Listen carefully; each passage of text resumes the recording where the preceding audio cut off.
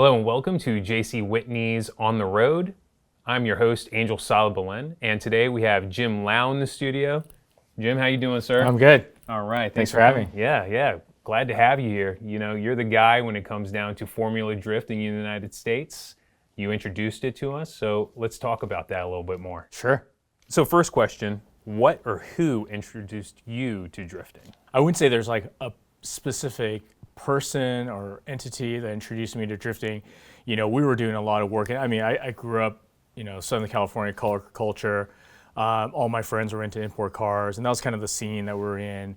And even in like professional life, where I was working, we were just kind of surrounded by Japanese performance companies and doing a lot of work with them. And so really, I think it's like that community of that kind of bridged the U.S. car culture and Japanese car culture, especially the guys that were, modifying import cars here. And that kind of community of brands that came from Japan really showed and showcased a lot of what's going on in Japan.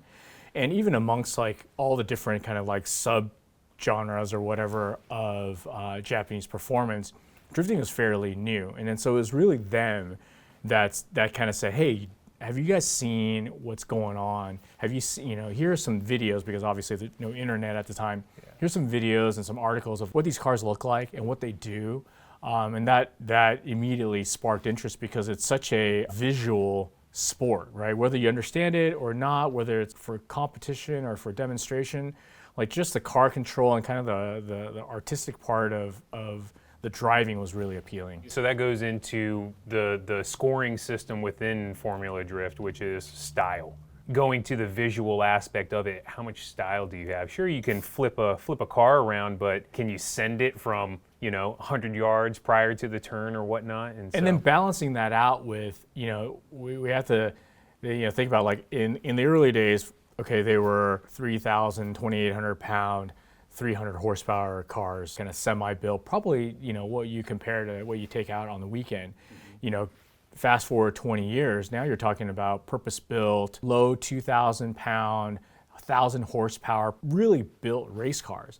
And how do you control that and making sure that you can showcase car control, that I can put my car where I'm told to put my car, and then add the nuance. What's different than any other judge sport is now I got to mimic or intimidate, depending on if I'm in a lead or a chase position, of when I'm in competition with another car with me. So am I showcasing some individuality and style and some uniqueness and aggressiveness in my driving? Okay, but can you make sure that you're not going into the wall and going off track? Okay, and then can I do that while driving, leading, or chasing another driver trying to do the same thing? Yeah.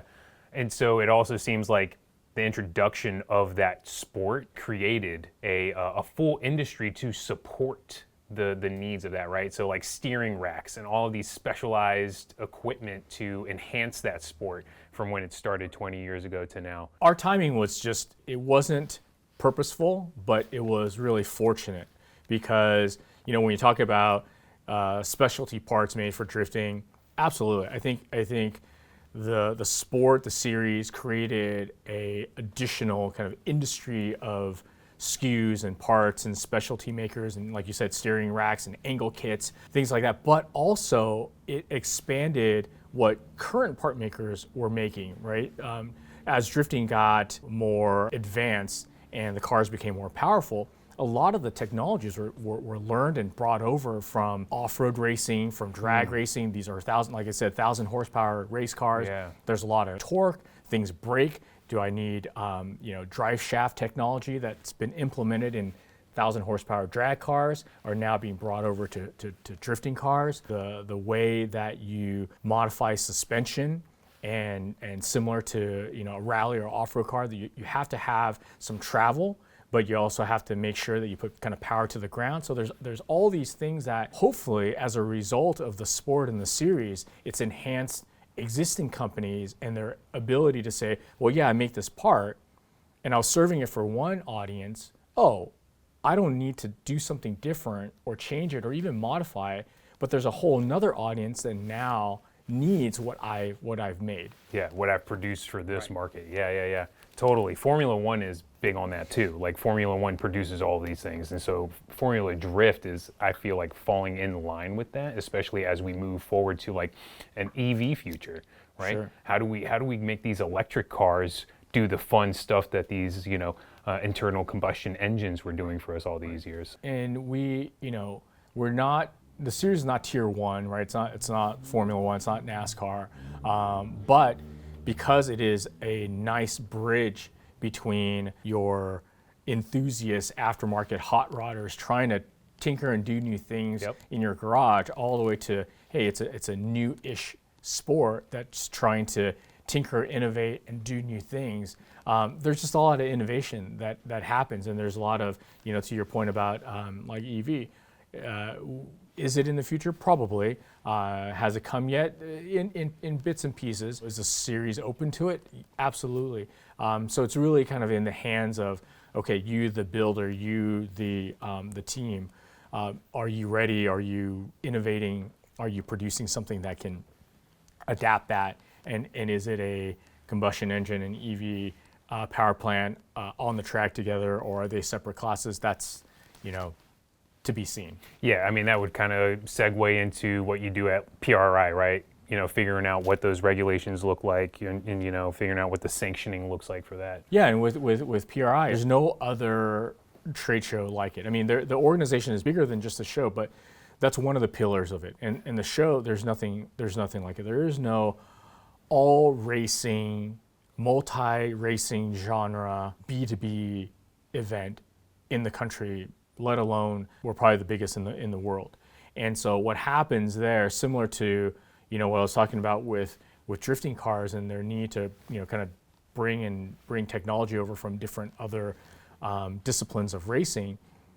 When you walk the PRI show, that's exactly what it is. There is a cross-pollination of, would somebody that is hyper-focused in drag racing ever go to a dirt track race or to an off-road race and look and learn from what's going on? They would have to go to a lot of different events and races in different parts of the country in order to be able to absorb and see the new developments, the new parts, the new technology that happens kind of under one roof over 3 days. And you can see that cross-pollination and the ability to see and learn from each other.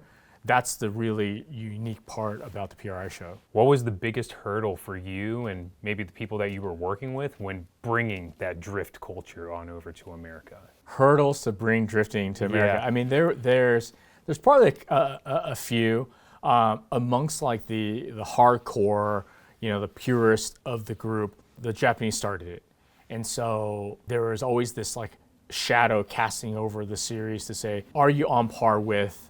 Are you equal to, are you lesser than what's been done in Japan? And luckily over 2 decades, it's shown that it has been, whether it's the globalization of the series and the sport and bringing, factory teams from Toyota and Ford, whether it's international drivers from all over the world coming here. We're fortunate to be in a very sports-centric, sports marketing, environment in the U.S. And a lot of countries speak and understand English. So when the internet grew and social media grew and we're able to live stream and be on social media, that caught on fire. So the ability to evangelize what Formula Drift is and what drifting is really sparked, like wildfire. But initially getting kind of past that shadow of, are you second? Are you lesser than? Took definitely a couple of seasons to get past. And then, conversely, now you're in the U.S. It's a new genre of motorsports. So you got to kind of fight that battle of being the new kid on the block and fighting for sponsors and competitors and getting time at the track and schedules and so forth. But also it's that again, that unique sport. It's 1,000 horsepower race cars that are judged subjectively. It's hard to understand. It really, right? For people that have watched for decades the history of people like the IndyCar that's been a century long, where you're used to start to finish racing, whether it's down a straightaway or on an oval or multiple turns or through a trail in the desert. It's a start to finish race, and it's a timed race. Drifting doesn't have that. And so there is a learning curve to get past in terms of we're not only new in the kind of the business environment and just in the sporting environment, but new also in the type of competition it is. We had Johnny Lieberman from The Inevitable on here, and we were kind of like talking about how sports, and especially, sports or even forms of automotive industry that aren't the norm, EVs, drift, have to break through this fourth dimension to be accepted. And that's kind of acceptable in my mind. Yeah. Like if someone were to take an American sport or an American whatever, and then they start owning it, wouldn't we be like, are they good enough for this? Right. And so having that, I feel like elevates the competitiveness. And if we didn't have people there saying, are you good enough? Maybe we wouldn't push to test ourselves. It's like a love-hate, right? Like you don't want to be the underdog, but there's something that helps kind of fuel the drive when you are the underdog, to be able to prove that, well, look, hey, drifting has a audience that skews younger like no other racing series in the world, no matter how big they are. The connection to youth, the social media footprint, the engagement is no other, and there's something unique about that. And you want to score that as a win. Like, hey, we did something that, or have something that somebody else doesn't have. Yep. But obviously at the same time, you're still kind of fighting the,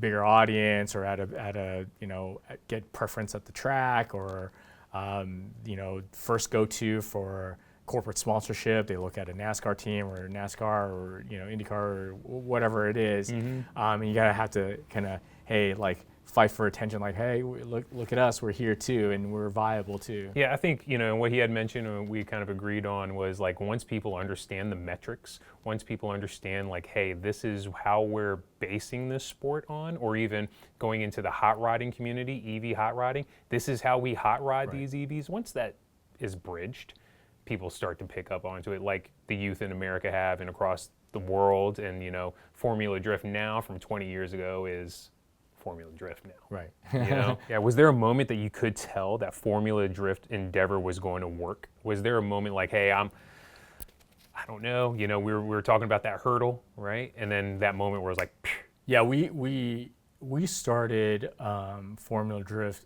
We had a small marketing company at the time, and we started Formula Drift as something that we just thought would be part of our marketing portfolio. Hey, we have a couple of these events, and we have these projects and these clients, and this is kind of the under our marketing umbrella of things. I'd say that moment would have been probably towards the end of season 3, where we grew it from 4 rounds to 7, and it just consumed everybody's time, and for good and bad, right? Time from a bandwidth, suck the wind out of the room, but also that's where the revenue was coming from. And so that was a time where we said, all right, I think we really have to, what's the priority list of things? And the agency work was not, and that got shelved. And we thought we would go back. We never went back, but that got shelved. And we said all time, energy was on the series. And so starting towards the end of season 3 and starting season 4, no other agency projects or clients or any of that kind of stuff do we take on, or were we continue to do. We did 100% Formula Drift. What's the day in the life for a GM, especially the GM of PRI? What's my day look like as general manager of PRI? Mm-hmm. I wear a lot of hats and do a lot of things. I think I always relate, and I came in kind of embracing the role as I'm the bridge between the team and really the leadership team. The team that's kind of on the ground doing the work and putting the show on and putting out the magazine and so forth, and the leadership team that comprises of multiple departments across multiple businesses underneath the SEMA umbrella, and PRI is just one of them. We've gone through some transition post-pandemic, and we're kind of back to where we were pre-pandemic, so that's good. But yeah, I think my day is filled with a little bit of everything. But really, where I kind of get the most out of it is when we start seeing progress in the work, when we roll out, putting forth like new campaigns and trying new things, and it's not very different. Events are events, so putting on the PRI show and put on a round series is very similar in that sense. And so there's a lot of satisfaction in kind of getting the adrenaline rush of like getting there, and obviously the anxiety and the stress, pulling it off, and then seeing the team kind of come together and everybody chipping in and putting on a great event. It sounds like the juice was definitely worth the squeeze, Yeah. Yeah. Hit that wind, man. You just got to keep on pushing. Yeah. If you don't have the interest or the passion, I think there's many times, whether it's my former drift days or even now, where it's like if there's no passion there and you're just kind of clocking in, clocking out, some of those hurdles would be really difficult to get past. Some of those really busy, stressful, or contentious times would be really difficult to plow through. Do you have a defining moment in a car that inspired you early on in life to help you pursue the path that you took? There's two like intangible moments that really just like kind of pierces your soul a little bit. Is I started liking cars and my friends were modifying cars and I was just about to get my license. So it's like, oh, what's this? What's that? Why did you do this? And really like novice. And then I saw the '88 BMW M3, the first, the unicorn E30 M3, and something about the lines look different than a lot of the current sports cars of the time. Something about its boxiness, its wide body flares, the lines, it just looked different, and it just like, this is cool. What is this? It's different, and it just kind of drew me to like, okay, there are a lot of unique vehicles like this, and you can fall in love with them for different reasons. And how do I surround myself with this? And that was like the first straw into car culture. And in my like early professional days, my family, they're not into cars, they're not into racing. So I didn't really get that. There's no multi-generational, there's no pedigree, there's none of that. And so when I was working, one of the events that I got to go to, because being in Southern California, is like, hey, go to the Long Beach Grand Prix as a part of work. I explained to everybody, like when we go there, like I kind of get really giddy for people that go with me for the first time. It's like, right here, this overpass bridge that you walk over or that you walk under, the sound reverberates. And I can remember the first time walking in, it's a back straight on Seaside. It goes from turn 8 to turn 9. And this is the heyday of kart, IndyCar. There's 4 manufacturers, 4 engine providers. They're pushing high horsepower. And you could distinctly hear the tone and the difference of each engine going 200 miles an hour down the back straight. And the sound is, the visceral feeling is so overwhelming. And then that was kind of the next part. I was like, I need to be in racing. I need to be in motorsports because this is awesome. However they created this mini city within a city and these race cars, how they got here and what they're doing, like, I don't know any of it, but I want to be a part of it. Yeah, I want in. Yeah. And you're in, man. All right, so how can the people stay in touch with PRI and what you guys are doing over there? Yeah, so PRI is best known for the show, right? It's a performance racing industry. It's that annual mid-December trade show in Indianapolis. It's the racing capital of the world. It's all things racing under one roof. If you are in racing, whether you are building a car, you're racing a car, you're organizing a racing event, you are supplying parts and services for the racing community, from software to hard parts, and you've never been to the PRI show, you have to go. And take all the preconceptions out of your mind that it's very heavy circle track or very heavy drag racing. No, if you're into racing, you need to be there because you're going to get something from it. You're going to learn something, or you're going to enhance your business or what you're building simply by being there. But with that said, PRI is besides just those 3 days that we're in Indianapolis under, at the convention center. It's an association that really advocates for racing. We launched a membership program that you're buying into community, right? You're buying into community, but also there's benefits that we provide you as part of that, and you're joining a community that supports and advocates, protects motorsports, and whether it's tracks and governmental policies that are going to affect tracks or affect your ability to take a streetcar and modify it to go racing on the weekend, or whatever activities that happen in and around the racetrack. Yeah. That's what we're advocating for. That's what we're watching out for, because it's for all the community. It's not just drag racing. Whatever happens with at the drag strip can eventually affect what's happening at the road course, what's happening on the off-road course, and so on and so forth. And that's what PRI is about. Look up what the membership is about. Consider joining and be a part of the community.